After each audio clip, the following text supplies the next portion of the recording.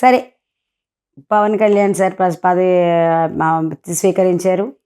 10 గంటలు review meeting పెట్టారు. ఇది అందరికీ సాధ్యమేనా? అసలు ఎంతమంది గవర్నమెంట్ ఎంప్లాయీస్ కానీ 10 అవర్స్ రివ్యూ అవసరమైతే కూర్చుని దీన్ని కంటిన్యూ చేసి కంప్లీట్ చేద్దాం విషయాన్ని, అన్నెసరీ ఇష్యూస్ రాకుండా అని చూసేవాళ్ళు ఎంతమంది ఉంటారు? ఇవాళ వాళ్ళెవరో కాదు, సీఎంతో ఈక్వల్గా పనిచేసే టైం లాక్కునే డిప్యూటీ సీఎం గారు వచ్చేసారు. ఒక సీఎంతోనే పాపం వాళ్ళ పనులు గంటలు గంటలు పరిగెడతారు. ఇప్పుడు వీళ్ళిద్దరూ కలిసి పరిగెత్తిస్తారు అడ్మినిస్ట్రేషన్. నో డౌట్ ఈసారి ఎగ్జిక్యూషన్ చాలా ఎక్సలెంట్గా ఉంటుంది.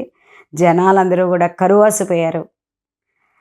సస్యశ్యామలం అనే వర్డ్కి, డెవలప్మెంట్ అనే వర్డ్కి ఏంటి అధ్వాన్నం అనే వర్డ్ తప్ప, బాగుంది అనే వర్డ్కి, మేము బాగున్నాం అనే వర్డ్కి, మేము సఫర్ అయ్యామని కాకుండా మేము బాగున్నాం అనే వర్డ్కి ఇప్పటికి చాలా వరకు దూరంగా ఉన్న వాళ్ళందరికీ కూడా ఇప్పుడు చాలా సంతోషంగా ఉంటుంది వీళ్ళిద్దరు.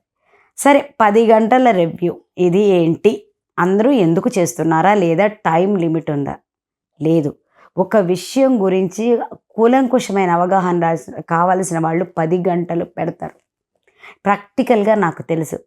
ఇంకా నేనని కాదు, నాకు అనిపిస్తూ ఉంటుందన్నమాట. ఏదైనా టైం ఇచ్చినప్పుడు కానీ, ఏదన్నా ఇటువంటి రివ్యూస్ మనం ఏమైనా పెట్టుకోవాల్సినప్పుడు కానీ, ఇంకా ఎక్కువ టైం ఉండాలి దీనికి, దాన్ని మనం ఇంప్లిమెంట్ చేయగలగాలి. అక్కడికి ఎన్నో ఫోర్సెస్ మనకి వస్తూ ఉంటాయి, మన మీద పడిపోతూ ఉంటాయి. బట్ ఇదివరకులాగా సీఎంతో రివ్యూ మీటింగ్ 1 అవర్ 2 అవర్స్ కుదరదు. అవసరమైతే 10 గంటలైనా ఎక్స్టెండ్ అవుతుంది. అది అందరూ గమనించుకోవాలి.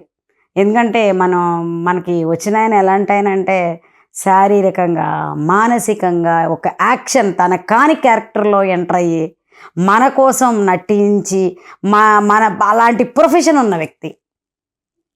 సో ఆ మనిషి ఇంతకన్నా శారీరకంగా, మానసికంగా చాలా కష్టపడే ఉంటారు అవతల.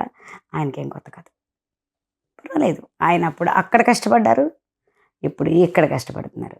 అది బ్రతుకు తెరువు, ఇది ప్రవృత్తి. సో ఎక్కడ అన్యాయం చేయగలిగిన వారు కాదు వచ్చిన ఆయన, అదే పవన్ కళ్యాణ్ గారు. సబ్స్క్రైబ్ చేయండి, లైక్ చేయండి, టంగు మనకి గంట కొట్టండి.